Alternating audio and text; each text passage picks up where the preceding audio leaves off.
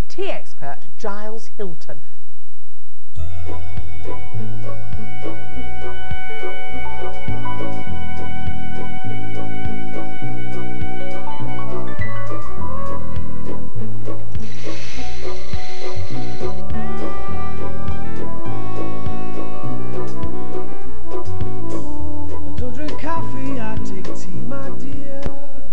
I don't actually start the day with a cup of tea. I start with a mug of coffee and a chunk of homemade bread, which I always enjoy making, and that really does set me up for the day. They get up very early, almost still asleep, get in the car and drive a long distance if I'm going out of town, or I get up and have a civilised little breakfast. Today I'm going to Covent Garden to a tea shop to experiment with a few blends.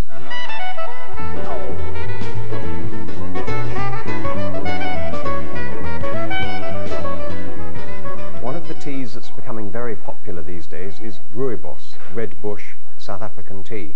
It's caffeine-free, which makes it exceptionally popular, easy to drink at all times. So I decided I've really got to make a few flavoured Rooibos blends.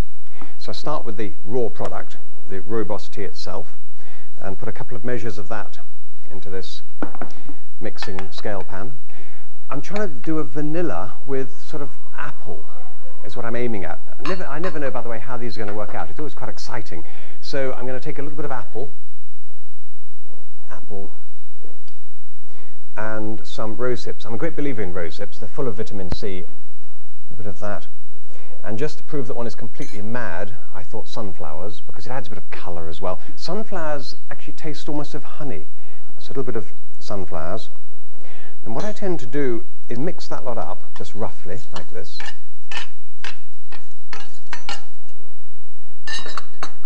And then put that lot into a mixer, cocktail shaker, literally.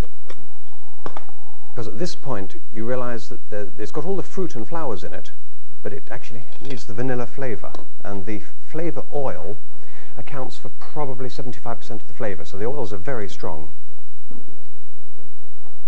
And do my evening cocktail blending.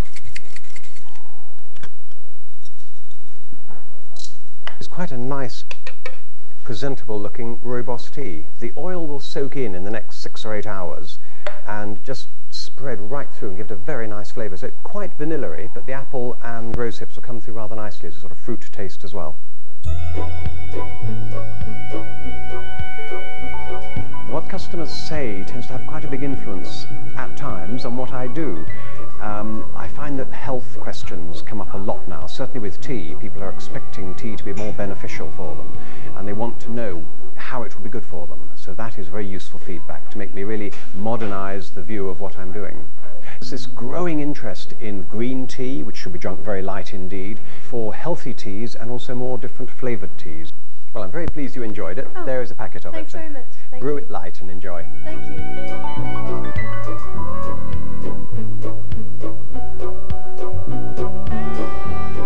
We don't just do tea, we do coffee as well. So I'm now off to Chiswick to check out some new coffee makers. Don't drink coffee, I take tea, my dear. I like my toast on one side. I've come here to find out about the new range of coffee machines and actually learn which work best, and then I can find out what we should be investing in. Now, I wanted to know how well some of these completely automatic machines work, because I'm so used to the old-fashioned espressos with a handle and so on. Amazing. Select your espresso strong, that's how we like it. Hold the button for 2 seconds. Tamps the coffee. Brings it round to the shower head and brews. It certainly smells good. It's nice that it's not so hot that it burns the coffee slightly. My criticism sometimes is these machines get a bit too hot, but that's all temperature controlled. The other advantage, this also has internet connectivity. Now, although it's new technology for the domestic market, but it's old technology for bars. So really we have a new generation of Absolutely. Coffee makers, don't we? One of the latest machines out. Well, I've sorted out new coffee machines. Now I better get back to the office and see if there are any interesting tea samples come in.